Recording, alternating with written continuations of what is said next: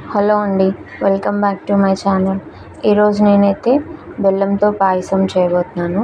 ఇది చాలా బాగుంటుంది, అలాగే చేసుకోవడం కూడా చాలా ఈజీ. సో ఇప్పుడు మనం స్టార్ట్ చేద్దాం.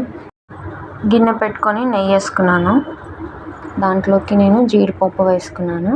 ఇవి కొంచెం ఫ్రై అవ్వాలి. ఫ్రై అయిన తర్వాత తీసి మనం గిన్నెలోకి పెట్టుకోవాలి. నేను దాంట్లోని బాదం కూడా వేసుకుంటున్నాను. బాదం కూడా లైట్గా ఫ్రై అవ్వాలి. నేను ముందే కట్ చేసి పెట్టుకున్నాను.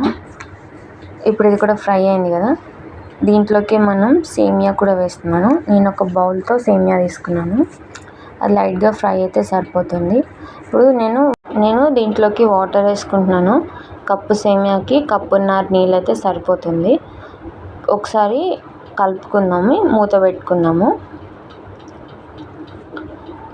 ఇప్పుడు సేమియా మొత్తం ఉడికింది కదా, దీంట్లోకి నేను ముందుగానే బెల్లాన్ని తురిమి పెట్టుకున్నాను. ఇప్పుడు అది దీంట్లోకి వేసుకొని కలుపుకుందాము. కొంచెం కొంచెంగా వేసుకొని కలుపుకోవాలి, అప్పుడే బెల్లం మొత్తం కరుగుతుంది. ఇప్పుడు ఇది మనం కలుపుకుందాము.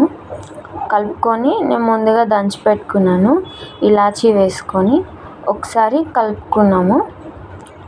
కలుపుకొని మూత పెట్టుకుందాం. మనం మూత పెట్టుకొని స్టవ్ ఆఫ్ చేసుకోవాలి, ఎందుకంటే సేమియా మొత్తం చల్లారాలి. ఇప్పుడు ఇది మొత్తం చల్లారిపోయింది.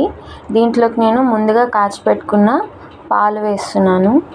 ముందే వేసుకుంటే మనకి బెల్లంలో పాలు అనేవి విరిగిపోతాయి. చల్లారాలి, చల్లారిన తర్వాత వేసుకోవాలి. వేసుకున్న తర్వాత నేను లైట్గా కలుపుతున్నాను. పాలు సేమియా మొత్తం మిక్స్ అవ్వాలి.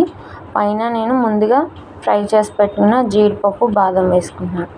చూసారు కదండి, సేమియా పాయసం ఎంత ఈజీయో.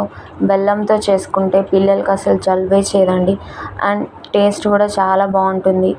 అలాగే మా ఛానల్ని లైక్ చేయండి, షేర్ చేయండి, సబ్స్క్రైబ్ చేయండి. మీరు ట్రై చేయండి, ఎలా వచ్చిందో మాకు కింద కామెంట్ సెక్షన్లో కామెంట్ చేయండి. Thank you.